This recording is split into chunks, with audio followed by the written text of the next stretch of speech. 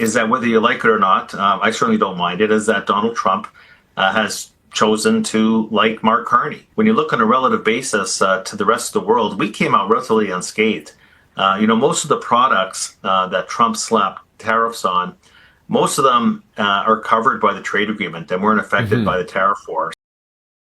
Donald Trump didn't suddenly wake up one morning and decide he likes Mark Carney. He didn't have an epiphany, and he certainly didn't develop a new admiration for Canada.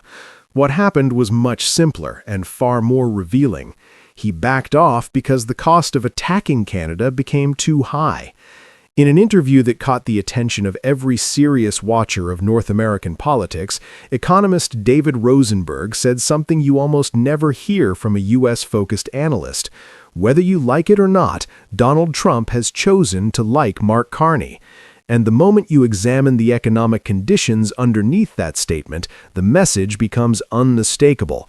Canada's fundamentals have strengthened so quickly and so visibly that even Trump understands he can't afford a trade war with Carney's Canada. This is the story of how Canada quietly forced Washington into a strategic retreat, and why Trump is now acting as though he never wanted a fight in the first place. David Rosenberg's latest analysis outlines a dramatic shift in how financial markets now view Canada. After years of sluggish performance, the Canadian dollar has risen to a 3-month high against the US dollar. The Bank of Canada, despite pressure from tariffs and global uncertainty, has kept its policy rate steady at 2.25%. Meanwhile, the U.S. Federal Reserve has been cutting rates to stabilize a slowing American economy. This divergence alone has created an upward pull on the loonie. Rosenberg also notes that Canada's terms of trade have improved. Resource prices are rebounding. Global demand for base metals is climbing. Oil prices are showing renewed strength.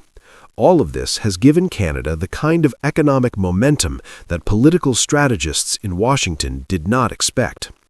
The real twist is Rosenberg's revelation that Canada effectively dodged a bullet because Trump chose not to push ahead with the aggressive reciprocal tariffs he had been signaling earlier this year. The public explanation was that Trump likes Mark Carney. But the deeper truth is that Carney's Canada, with stronger fundamentals, a rising currency, and increasing investor confidence, is no longer a country that Trump can bully without consequences. If you look at Washington's tone over the past year, a pattern becomes clear. Trump is bold when he believes he has leverage. He is combative when he sees weakness, but he retreats the moment a fight becomes too costly for the United States. That is exactly what happened here. Earlier in the year, Trump's advisors were preparing an aggressive tariff package targeting Canadian steel, autos, lumber, and even potash. Markets were bracing for a trade war that could have posed real challenges for a small, open economy like Canada's. Instead, the White House suddenly de-escalated. No big announcements, no public victory lap, just a quiet step back. By December, the data told the story. The Canadian dollar was strengthening, the Bank of Canada was holding firm, investors were shifting capital northward, and Canada's export profile, especially in energy and base metals, was stabilizing faster than analysts anticipated. Trump didn't walk away from confrontation out of affection. He walked away because Canada's position made escalation dangerous for U.S. consumers, U.S. inflation, and Trump's own political standing. Carney didn't outshout Trump, he outperformed him. Rosenberg also emphasized something Washington can't ignore. Mark Carney's budget received the best economic grade Rosenberg has given any Canadian government since the Harper years, and that wasn't because of clever messaging. It was because Carney introduced a sharp, productivity-driven, pro-growth strategy that strengthens the country's industrial base while recalibrating immigration to support real per capita growth. Investors noticed immediately. Over the past 2 months, global tech giants have expanded data center operations in Canada because electricity is more stable and more affordable than in the U.S. Midwest or U.S. South. Energy companies are restarting projects previously put on hold. Manufacturers are taking advantage of Canada's rising competitiveness. All of this reinforces a simple reality. Canada today is not the vulnerable partner it once was. The White House knows it, markets know it, and Trump reluctantly knows it too. Still all upset about the 51st state and, a lot of the stuff that Trump has said in the past. But the reality is that when you look around the world, we came out actually a relative winner from the Trump tariff file. The irony should not be lost on anyone. Trump used tariffs as his signature weapon, the tool he believed could bring allies and rivals alike to their knees. Yet Rosenberg argues that, on a relative basis, Canada actually emerged as one of the winners in this tariff era. Most Canadian exports to the United States were protected under the trade agreement and were never hit by Trump's duties. Meanwhile, U.S. consumers faced rising costs, U.S. manufacturers absorbed higher input prices, and U.S. inflation worsened. Trump's tariff strategy hurt his own economy more than it hurt Canada's. This is the kind of strategic miscalculation that no president wants to admit publicly. And so, when the time came to justify his lighter-than-expected approach toward Canada, Trump simply framed it as a personal choice. He likes Carney. But markets understand the truth. Carney's Canada simply had the stronger hand. When currencies move, they reveal political realities. The rise of the Canadian dollar is not happening in a vacuum. It reflects increasing confidence in Canada's economic direction, a recognition that Canada's fundamentals have strengthened, and a growing belief that Canada is becoming a safer destination for capital compared to Trump's turbulent United States. Rosenberg even notes that the Canadian dollar remains undervalued, meaning the market still has room to shift further in Canada's favor. At the same time, Canada's per capita growth, after years of being held down by unsustainably high immigration levels, is finally positive again. In economic terms, that is a powerful message. In geopolitical terms, it is even stronger. Canada is not just surviving Trump's tariff threats, it is emerging from them with a clearer sense of its own strength. The most important point is this. Trump did not choose to like Carney. He chose to avoid a losing fight. Markets, investors, and policymakers on both sides of the border see what's happening. Canada is stabilizing, Canada is gaining ground, and Canada is reshaping its role inside North America. Carney didn't win through confrontation, he won through confidence, policy, and economic performance, which, in politics, is the most convincing argument of all. Trump can say he likes Mark Carney if it makes the story easier to tell, but the real narrative is much larger. Canada is rising, its currency is strengthening, its policies are landing, and its economic momentum is forcing even the most combative president in modern American history to think twice. The question for the months ahead is straightforward. As Canada's leverage grows, how many more times will Trump be forced to like decisions he never wanted to accept? Steel, aluminum, also the auto sector, of course, being hard hit by President Trump. The reality is the pressure is today, if General Motors volume is down 25%, if Nissan volumes are down 25%, and you're not getting those orders, you need working capital. And, the Prime Minister said, I'm going to focus on procurement from Canada. But if we've got solutions for other NATO partners, there's 29 countries that if we've got something, we can sell to the Danes, we can sell to the Germans, we can sell to the French. We are really looking at this as what's the opportunity to pivot and how hard can we go? Canada just delivered one of its clearest messages yet. Donald Trump's unraveling auto sector will not drag this country down with it. As U.S. automakers stumble through production cuts, tariff chaos, and political uncertainty, Canada is taking a very different path, a deliberate pivot designed to protect our jobs, our supply chains, and our national independence. This is not just strategy. This is self-defense. The turning point came from a remarkably candid interview with Flavio Volpe on CTV News, the head of Canada's Automotive Parts Manufacturers Association and a key advisor to Prime Minister Mark Carney. Volpe did not sugarcoat the situation. He explained that the U.S. auto sector is weakening under Trump's second-term protectionist agenda, with major companies reporting significant declines in volume. General Motors is down by roughly a quarter. Nissan is down by a similar margin. When those numbers collapse, Canadian suppliers immediately feel the pain. Fewer orders, lower volumes, and rising pressure. But what stood out was not just the problem, it was the response. Volpe revealed that Canadian auto firms are already looking for opportunities to pivot, the same way they did during the pandemic when production lines were rapidly converted to manufacture ventilators, PPE, and essential medical devices. This time, the pivot is aimed at reducing dependence on a U.S. partner that has become unpredictable. Volpe also highlighted a major shift inside the federal government. He quoted Carney directly, "I'm going to focus on procurement from Canada." That sentence marks an unmistakable shift in industrial policy. Canada is no longer willing to rely on American-made equipment, especially when the U.S. government is weaponizing trade policy against its closest ally. The interview came at a moment when Trump's tariff regime has destabilized cross-border supply chains. Courts are preparing to hear challenges to his latest trade actions, and automakers are reconsidering investments across North America. In the middle of it all, Canada is reassessing its place in the Continental auto ecosystem and charting a course with far more control. Donald Trump entered his second term promising to restore American manufacturing dominance. Instead, his policies are weakening the very industries he claimed to protect.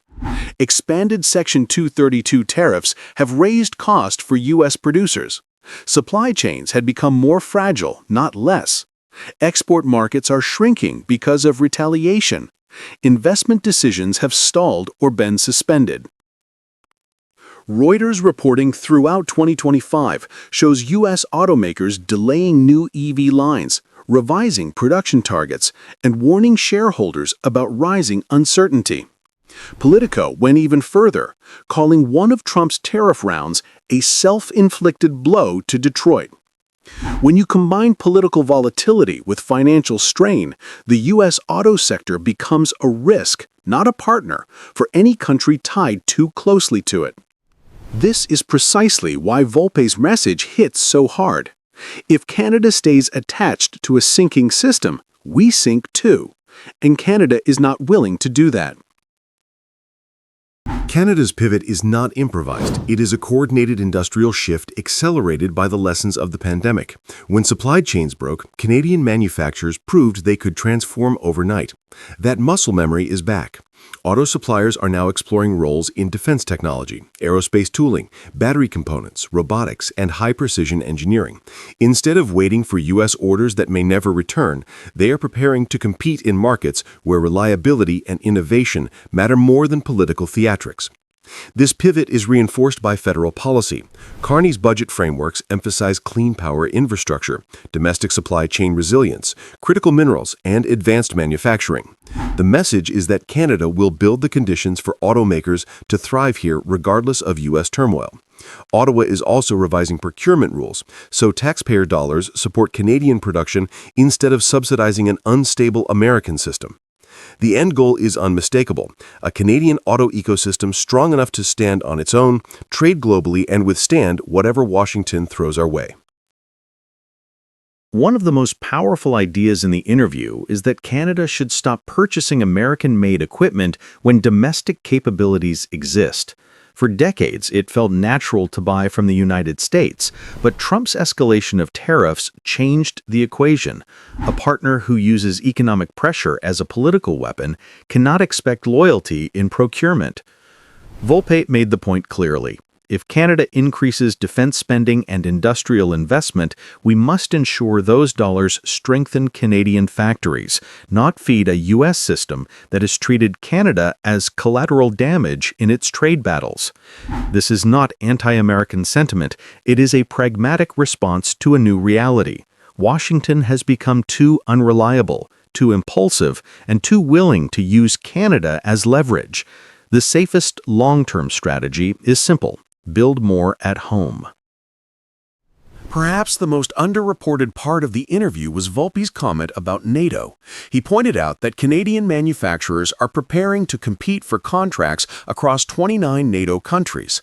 In other words, Trump's protectionism has unintentionally opened the door for Canada to become a more important supplier to Europe. If allies see the United States as unstable, they will look for partners who can deliver consistency. Canada fits that role perfectly. We have regulatory stability, world-class engineering, abundant critical minerals, and a political climate that values international cooperation. If Canadian suppliers can pivot into high-value defense and industrial manufacturing, they could gain access to a market far larger than the U.S. auto sector ever offered. This is the deeper story. Canada is not shrinking its ambitions, we're expanding them. The final point is blunt but necessary. Canada cannot stake its industrial future on an America that keeps shifting the rules. The traditional North American auto partnership was built on trust, predictability, and shared economic interests. Under Trump, those pillars no longer exist. If the U.S. auto industry continues to wobble under rising costs and volatile policy, Canada will be dragged into every downturn.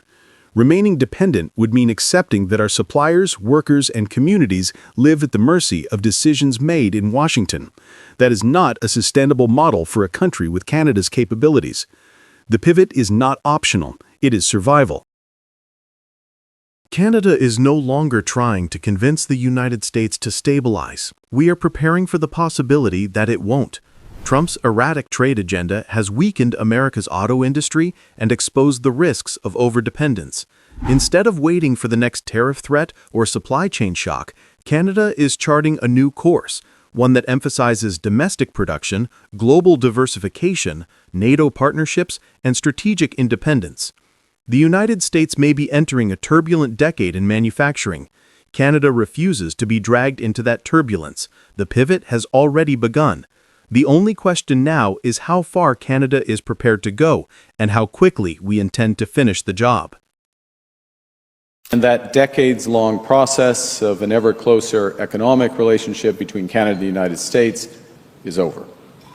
And as a consequence of particularly that last point, many of our former strengths, based on our close ties to America, have become our vulnerability.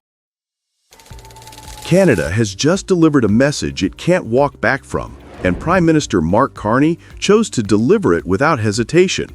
In one of the clearest statements from a Canadian leader in decades, Carney declares that the long era of deep economic integration with the United States is not easing, drifting, or gradually unwinding. It is over. He calls it nothing less than a rupture. For a country whose prosperity has been shaped by access to U.S. markets for half a century, the implications are massive, and the response Carney outlines marks the beginning of an entirely new economic chapter. Carney makes this declaration while presenting his first full federal budget, positioning it as a response to a world undergoing rapid technological shifts and rising geopolitical friction. He warns that decades of growing economic ties with the United States have ended abruptly, and Canada must adapt. At the center of his message is a stark figure. U.S. tariffs and U.S.-driven uncertainty are set to cost Canada 1.8% of GDP, roughly $50 billion, the equivalent of $1,300 for every Canadian. Carney drives the point home with a sentence that would have been unthinkable from earlier prime ministers. Nostalgia is not a strategy. The U.S. has changed, that's their right, but we must respond. His remarks mirror the reality reported by Reuters throughout 2025. President Donald Trump, now in his second term, has entrenched tariffs as the central pillar of U.S. economic policy. Tariffs between 10 and 100% remain in place, and Washington has repeatedly surprised allies by skipping summits, rewriting trade rules overnight, and tying industrial policy directly to domestic political goals. Even the APEC truce with China has left tariffs at historically high levels. In this environment, Carney argues, Canada can no longer assume stability from its closest partner. The economic model based on U.S. predictability is breaking down, and clinging to the past will only deepen the losses. And this is happening fast. This is not a transition, it's a rupture. And it means that our economic strategy needs to change dramatically and rapidly. Carney's use of the word rupture is deliberate. He is signaling that the change is structural and irreversible. U.S. protectionism is now bipartisan, not a quirk of Trump alone. And Washington's reshoring push is pulling investment away from Canada at a pace no government in Ottawa can afford to ignore. He warns that what once gave Canada an advantage, integrated supply chains, easy regulatory alignment, and stable market access, now exposes the country to sudden American shifts. When Washington moves abruptly, Canadian industries feel the impact within weeks, not years. The United States has also become harder to predict. The decision to skip the G20 summit, a sudden round of new tariffs or new subsidies tied to U.S. factory job creation can rewrite economic expectations overnight. For an open economy like Canada, unpredictability is as damaging as tariffs themselves. Carney is essentially telling Canadians this: the era of assuming the U.S. will behave like a stable economic anchor is gone. Carney presents his budget not as a normal fiscal plan, but as a national correction, a blueprint for rebuilding strength at home and reducing exposure abroad. The plan revolves around three major ideas: building domestic resilience, boosting productivity, and diversifying trade. He frames these not as abstract goals, but as necessities for survival in a new global landscape. The push to build at home includes accelerating infrastructure and energy projects and strengthening Canada's manufacturing base. Carney wants the country to regain control over essential production and become less vulnerable to external shocks. This sits alongside his second push, lifting Canada's lagging productivity. Years of slow growth have left Canadian workers at a disadvantage, and Carney argues that shifting toward advanced manufacturing, AI integration, and higher efficiency construction is essential for long-term prosperity. The third idea, diversification, is the centerpiece of his rupture strategy. Carney wants Canada to deepen relationships across Asia and Europe rather than relying overwhelmingly on the United States. His government is expanding ties with South Korea and Japan, restarting momentum with ASEAN, carefully reopening lines of communication with China, and leaning into new opportunities with India and the EU. The message is clear: Canada's future markets will not be concentrated in one place. This part of the speech directly responds to one of the most sensitive questions in Canadian politics. Can Canada afford to reduce its dependence on the United States? For Carney, the answer is no longer optional. The dependence has already become a liability. Carney's declaration has reshaped the country's internal political debate. Business leaders are split. Some welcome diversification, seeing Asia's demand as an opportunity. Others worry about losing frictionless access to the U.S. market. Carney counters by stressing the size and depth of Canada's domestic financial system, its pension funds, banks, and institutional investors, arguing that if government sets stable rules, investment at home can surge. The opposition insists that Carney's rhetoric risks antagonizing Washington and making Canada's situation worse. But supporters argue that the rupture is a fact, not a choice. Carney is simply acknowledging reality rather than sheltering Canadians from it. The political stakes are enormous. In redefining Canada's economic strategy, Carney is also redefining how Canadians think about their place in North America. For decades, the U.S. was the foundation of the country's prosperity. Carney is now positioning independence, not proximity, as the marker of success. For ordinary Canadians, Carney's message is both a warning and a promise. The warning is that the immediate future will involve higher costs and unpredictable supply chains as U.S. tariffs ripple through the economy. The promise is that Canada can reshape itself into a more resilient, more diversified, and ultimately more independent economic power. Over the medium term, shifting away from a U.S.-centric model could bring new investment and new export markets. Partnerships with South Korea, Japan, and ASEAN offer growing opportunities, while a diplomatic reset with China, cautiously but deliberately, could reopen access to one of the world's largest consumer markets. Over the long term, Carney sees Canada positioning itself as a leader in critical minerals, clean energy, and next-generation technology. To him, this is not simply economic management, it is nation-building. Carney's declaration marks a moment of national reorientation. He He is telling Canadians that the economic world they grew up with is gone, and the country must build a new one fast. Whether his strategy becomes a success story or a difficult transition will depend on how quickly Canada adapts, and how convincingly it can build strength outside the shadow of U.S. unpredictability. But in Carney's view, the rupture has already happened. The only question now is how Canada chooses to move forward. Drill, baby, drill. With sour trade relations south of the border, some see it as our drill, baby, drill moment, much to the chagrin of others. We live in the greatest country in the entire world, bar none. We live in the greatest sub-sovereign nation in the world, bar none. And we could be the richest, most powerful, most secure jurisdiction anywhere in the entire world. The sound of drilling is echoing across Nova Scotia's countryside. What began as a quiet geological project has turned into something far larger. In this small Atlantic province, officials are calling it our drill baby drill moment. It's not just about rocks or minerals anymore, it's about power. For decades, Canada's resource-rich provinces watched as global markets and foreign governments shaped their economic fate, but now Nova Scotia has decided to change that. Its message is simple. If the world wants critical minerals, Canada will be the one to supply them, and on its own terms. This is the story of how one province became the front line of Canada's new economic independence at a time when its southern neighbor is tightening every screw of its trade agenda. The turning point came quietly but decisively. After years of slow development and environmental caution, Nova Scotia's government announced a sweeping reversal in 2025.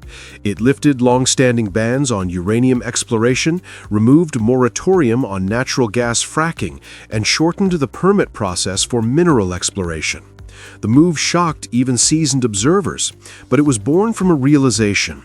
Canada's economy could no longer rely on imported minerals or the uncertain goodwill of its allies. As the United States tightened its grip on North American supply chains, and as China restricted the export of rare earths, the world entered a scramble for materials that power everything from batteries to fighter jets. In this race, Canada saw both a threat and an opportunity. For Nova Scotia, the response was simple. Rather than waiting for foreign partners to dictate terms, it would start digging and take control of its own future. The deeper motivation was about sovereignty. The provincial government framed the move as part of a broader national awakening, a recognition that energy security and industrial stability begin with control over raw materials. Federal policymakers in Ottawa have repeatedly cited Nova Scotia as a model for strategic autonomy, noting that the province's reforms mirror Canada's new partnerships with Japan and the European Union on battery minerals. By moving first, Nova Scotia positioned itself not as a follower of federal directives, but as the engine of a new national resource strategy, one that blends economic survival with political assertion. In the rural town of Brazil Lake, where granite hills meet dense forests, the government's new policy took on real meaning. A prospector had been waiting for years to drill for lithium, one of the most valuable minerals of the modern age. When negotiations with a private landowner collapsed, the province stepped in and invoked a rarely used law to force access to the site. It was a move that divided the province. For some, it was heavy-handed. For others, it was leadership. By 2022, mineral claims in Nova Scotia had already tripled to 27,000. Roughly half of those were lithium-related. The International Energy Agency projected that global lithium demand would increase 40-fold by 2040. That forecast turned what was once a niche mineral into a strategic gold mine. Veteran prospectors estimate that even a small lithium mine could create jobs worth about $100,000 per year for local communities, with full-scale projects employing around 200 workers. The message from Halifax was clear.